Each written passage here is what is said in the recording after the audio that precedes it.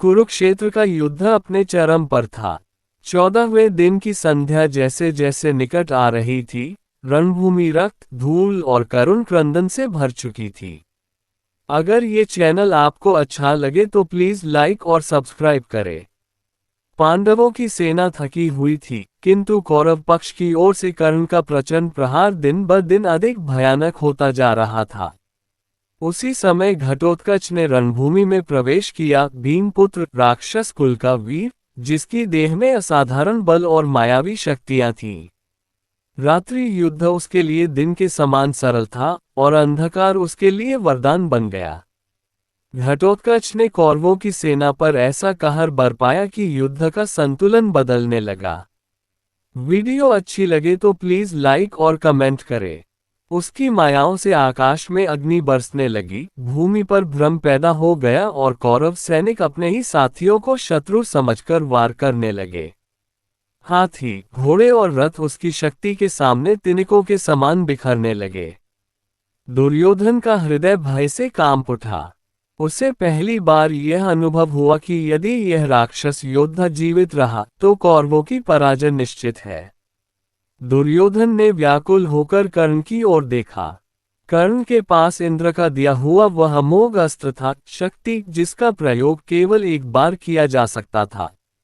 कर्ण ने उसे अर्जुन के लिए संभाल कर रखा था, क्योंकि वही उसका वास्तविक लक्ष्य था। वीडियो अच्छी लगे तो प्लीज लाइक और सब्सक्राइब करें।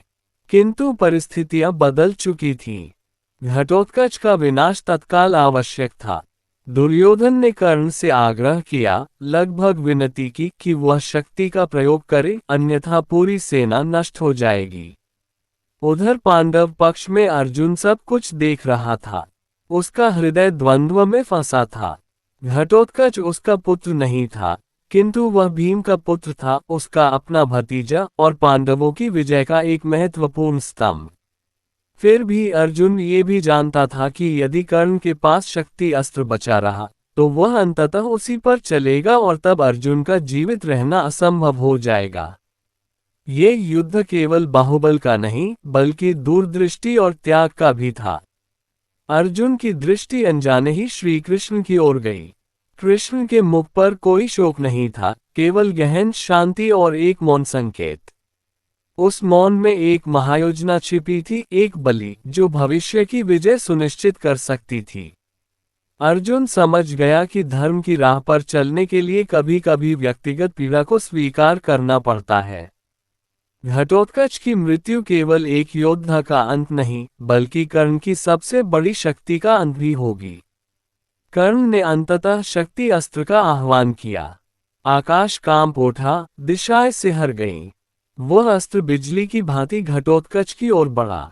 घटोत्कच ने अंतिम क्षण में अपनी देह को विशाल कर लिया ताकि उसका पतन भी कौरव सेना के लिए विनाशकारी हो। शक्ति अस्त्र उसके वक्ष में धंस गया। घटोत्कच का गर्जन पूरे कुरुक्षेत्र में गूंज उठा और उसका विशाल शरीर गिरते हुए असंख्य कौरव योद्धाओं को रौंद गया। रणभूमि कुछ क्षणों के लिए स्तब्ध हो गई। भीम का हृदय विदीर्ण हो उठा, किंतु उसने भी समझ लिया कि यह बलिदान व्यर्थ नहीं गया। अर्जुन की आंखें नम थीं, पर उनमें पश्चाताप नहीं था। वह जानता था कि इस मृत्यु ने भविष्य के युद्ध की दिशा बदल दी है। कर्ण अब निहत्था नहीं, किंतु अपनी सबसे भयानक शक्ति से वंचित हो चुका था। उस रात पांडवों के शिविर में शोक और संतोष दोनों साथ थे। घटोत्कच का बलिदान एक मौन प्रतिज्ञा बन गया कि विजय अब केवल समय की प्रतीक्षा है।